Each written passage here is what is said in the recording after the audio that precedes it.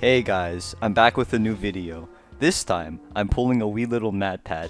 I'm pulling a film theory because I just came to a great revelation that people like Mr. Patrick here are too stupid to come up with, despite their channel literally being, fucking film theory.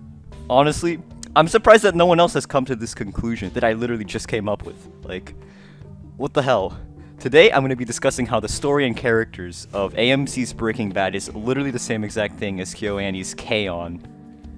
Okay, let's start with the biggest similarity. The two main protagonists of each show, Walter White and Yui, are literally the same character. Like, they're nearly identical. Both of the main characters are obsessed over their main goals. Their flaw is their hubris. Walter's desire to create the biggest drug empire ever, and Yui's desire to play guitar and eat cake with the K-Ons is what leads to both of their downfalls.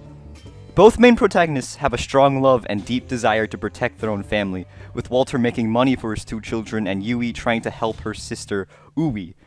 Both are also incredibly proficient with emotional manipulation, as shown with the whole ricin debacle between Walter and Jesse in Season 4, and Yui whenever she cries or when she hugs the little cat person, I forgot her name, instantly removing any anger from said character. In fact, both Jesse and, what's her name? Azunyan, yeah. Azunyan's character relationships to the main character can also be compared. Both experience this hatred and disgust towards the protagonists until a string of events causes both to view them in a more positive manner. Jesse starts to view Walter as some sort of father figure later on, at least until the middle portion of Season 5, and Azunyan soon embraces the K-On's ideologies after several episodes. Speaking of Jesse, both main characters have a secondary protagonist and a partner in crime type of character that follows them. Ritsu and Yui usually get into antics together due to both of them being complete and utter dunces. This partner in crime style relationship can be compared to the previously mentioned Jesse and Walter one. It's like so similar. It's crazy.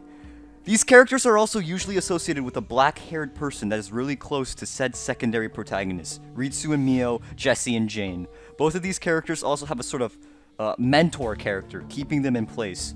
Both Mike and Mio have the mentor and more mature archetype, with both of them being the voice of reason within the group, causing some character tension and also having a very close relationship with Jesse and Ritsu respectively. Both parties face off against an antagonistic superior that is also a mirrored representation of the main character. Sawa-chan is an experienced light music club member that harasses the Hokago Tea Time, stealing their cake and inconveniencing them, and is also a mirrored version of Yui. Gus Fring is the more experienced and mirrored Walter White, who becomes a major inconvenience to Walter's goal of money and power. Even the character of Saul Goodman is similar to a K-On! Character, that being Moogie! Both characters help supply the main character's unquenchable desire to complete their goals of creating an empire and eating cake respectively. They also both indirectly cause massive effects on the storylines of both, with Moogie's beach house arc and her joining the K-On!, and with Solid's leading Walter the Gus, which heavily impacted the later story seasons.